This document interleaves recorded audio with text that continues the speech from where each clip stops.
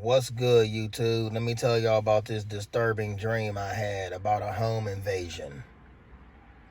I was in my room and my kid was like somebody at the door, and so I got myself together, and as I come to the door, the person had his face in the door. It was a guy. It was this black guy. He was at the door, and he put his face up against the window, and somehow the door was open, and he like started trying to force his way through the door, and my kid was like, do something. And I reached for my pistol. I don't know which caliber pistol I had on me, but I pointed at him and I said to him, you got 3 seconds to get out of the doorway, get away from the door. And the man was never talking, and all I know is I went to pull the trigger and click, it didn't do nothing. So he forcing his way through, and my kid is screaming, like really scared this time. And I said, oh my, it's on safety. I said that to myself. So I took the gun off of safety, and he stuck his head through the door again, and I shot like 4 times, because the first time he still kept coming, and I fired again, he kept coming. I fired again, and he kept coming, and the 4th shot, it slowed him down. And when it hit him and I stopped shooting, I'm like, okay, he gonna fall, he gotta fall. Then he just fell. And then I'll never forget, y'all, it was so real. Oh my goodness, the fear of a home invasion, it was so real.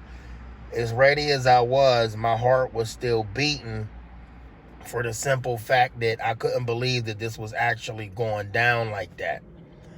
And there was blood all over the floor.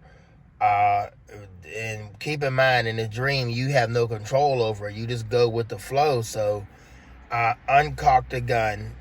There was still one left in the chamber. So I basically just took the magazine out and set the gun on top of the dresser. And I walked into the room and I said, somebody got to call 911. So I called 911, and I'll never forget the lady on the phone. I told her I just shot somebody. I think he's dead.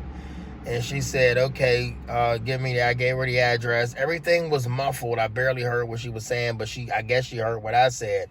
And then if I said to myself, if I'm clear, miss, you said that the police won't be here for another 20 minutes. And she said, that is correct. She went, and then I hung the phone. I was highly upset. Like, you really gonna, y'all listen to me, 911 response will be late. It's not gonna be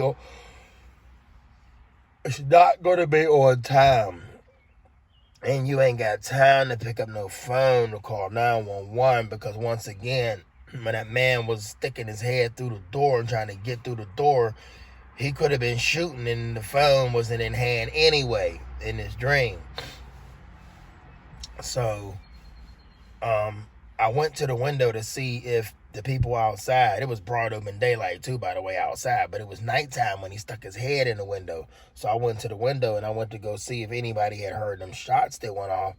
And there was a woman down there, there was another woman across the street, and somebody else. I don't remember if they was in a car or not, but nobody heard anything. And then I woke up. So I just want y'all all to know that protection and protecting yourself is real. It really is. It's real. There's nothing wrong with wanting to protect yourself and your loved ones, because we all deserve a chance to do some things in this world before we check out and move on to the next. So with that being said, y'all, get your concealed carry permit, get you a gun, practice with it, go to the shooting range with that gun, learn that gun, and y'all stay blessed. Stay blessed.